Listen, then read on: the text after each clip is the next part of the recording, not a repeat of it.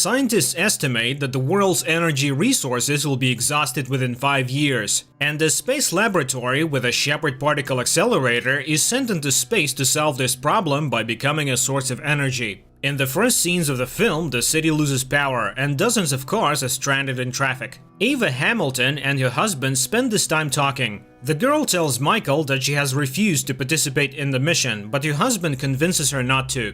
Ava flies. On the 16th day of the mission, the crew launches the booster for the first time, but something goes wrong and the launch fails. More than 2 years pass in space. After waking up from a nightmare, Ava calls her husband and he tells her about the latest Earth news. The girl also confesses that the entire crew is on edge. There is fuel left for 3 launches and no results. Michael tries to support his wife, but the signal is lost and Ava has to pull herself together by re-watching family videos of the children the Hamiltons lost years ago. The men on board take it easier, occupying themselves with long conversations and a game of foosball, but their nerves begin to give out as well. Volkov accuses the crew for failing to start the accelerator. One of these quarrels ends in a fight, but Keel tries to bring back the fighting spirit and calm his crewmates down. The crew prepares for another attempt while listening to an Earth newscast in which a science doctor expresses his fears. He thinks the accelerator could tear the time membrane and make several realities collide. The crew members turn the access keys, and from the first seconds the scientists notice progress. The accelerator is working without displaying an error on the screen. The crew is ready to rejoice at the successful launch, but it all goes wrong again. The computer reports an overload, and a second later the ship's glass shatters and a fire breaks out. Communication is lost and the life support system is on its last legs. But it all turns out to be nothing compared to what Ava notices. Their ship can no longer see Earth. They all scatter around the ship, hoping to find their home planet through at least one of the portholes, but it all turns out to be in vain. There is no Earth and no communication with it either. The commander gathers the crew and orders them to adjust the life support system, patch up the holes and check the attitude control system. Only after that will it be possible to seek Earth, unless of course the accelerator has destroyed it. Ava and Volkov go to check the compass, but to the astronauts' surprise there is not even a trace or remnants of the device. A sound resembling the cry of a wild beast is heard on the ship, and the entire crew rushes to see where it's coming from. Engineer Ling Tam, the creator of Shepard, is the first to find the source, and the crew is divided evenly. Some think the panel should be opened immediately, while the others prefer to leave everything as is. This leads to another confrontation, but Captain Kill decides to find out the cause after all. The men remove the panel and everyone freezes in horror. Behind it is a young girl whose body is riddled with wires. Ava tries to calm the stranger down, and a new shock awaits the crew. Begging for help, she addresses Hamilton by her last name. The astronauts free the girl and take her to the ship's infirmary. Meanwhile, back on Earth, Michael wakes up in his apartment to the sound of an explosion, and the newsfeed tells him that enemy troops have arrived in the city.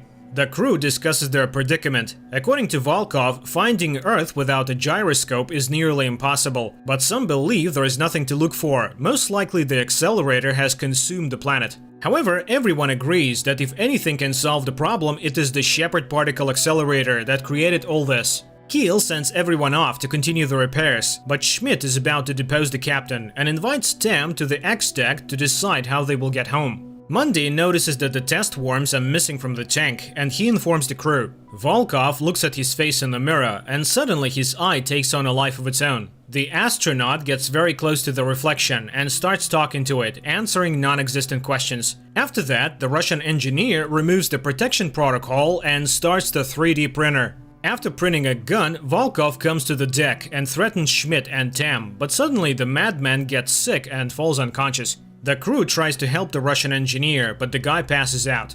On the bright side, the worms finally have been found. They have been inside Volkov all this time. No one notices another oddity. The Russian astronaut disappears from the joint photo.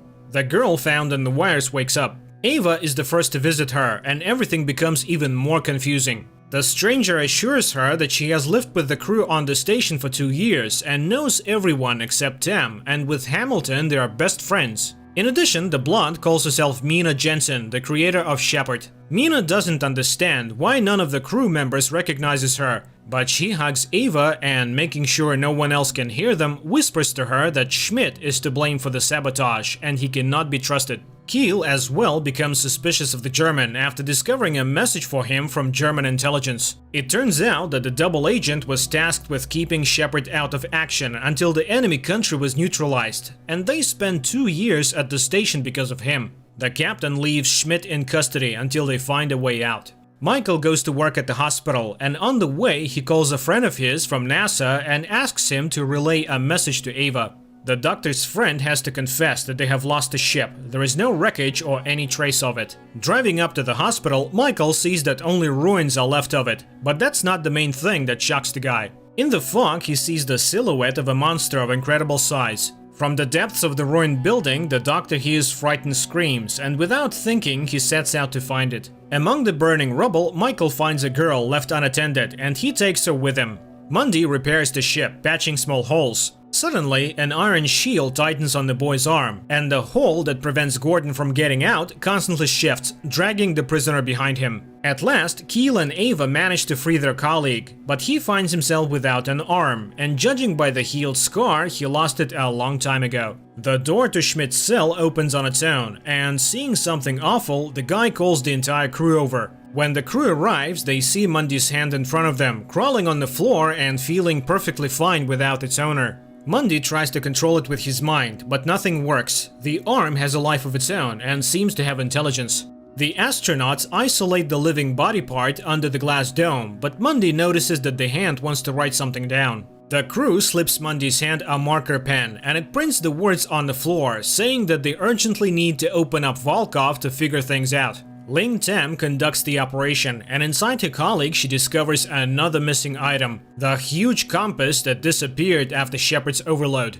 Wasting no time, Ava launches the device and displays the data that locates Earth. It turns out that the station was flung to the other side of the sun, and all this time the planet was behind them. The crew rejoices, thinking that this is the end of their troubles and they can return. But the news reports tell them that the remains of their ship have been found in the water, which means that they have not only been flung to the other side, but to another reality. Schmidt argues that the only chance they have is to repair Shepard and run the booster again to move back. While chatting with his friend at NASA, Michael tries to find out about his wife's station, but no data is available. The guy guesses that what's happening in the city is a Cloverfield paradox that happened because of a collision of realities. Michael brings Molly to his friend's bunker so they can wait things out. The doctor promises the girl that he will find a way to contact her parents. While the crew members are trying to fix Shepard, Monk brings dinner to Mina, and the girl recognizes the engineer as a guy from another dimension. The guest confesses that she knows all about how the accelerator works, and she asks the astronaut to warn her colleagues that their return to their dimension will forever make her a prisoner. Engineer Ling finds the cause of the accelerator malfunction, condensation. Tam intends to check the circuits, and she goes alone into the special bay, which immediately fills with water. The astronaut tries to get out, but nothing works, and she only has time to call for help. The crew tries to rescue their colleague, but the door is blocked, and while the guys break it open, Ling Tam is killed by a breach, which instantly freezes the water along with the prisoner. Michael calls his friend and asks him to reach Molly's parents to let them know that the girl is okay. But Michael doesn't have time to say anything before the power goes out in the shelter and the strange noises are heard again. Returning home without Tam proves problematic, for the engineer knew all about Shepard, but Ava gets the idea to ask Mina for help and make it so that the girl can then return to her dimension. For the job, Jensen asks for all of Schmidt's data and a large charge of electricity that could replace the destroyed core. Ava brings Mina to the living quarters and helps her to settle in. Tormented by curiosity, the astronaut asks the girl if she knows her family, and Mina lists them all, both Michael and the couple's 2 children who are still alive in the parallel reality. To confirm her words, Jensen even includes a video message from friends, and Ava sees her family the way it could no longer be on Earth.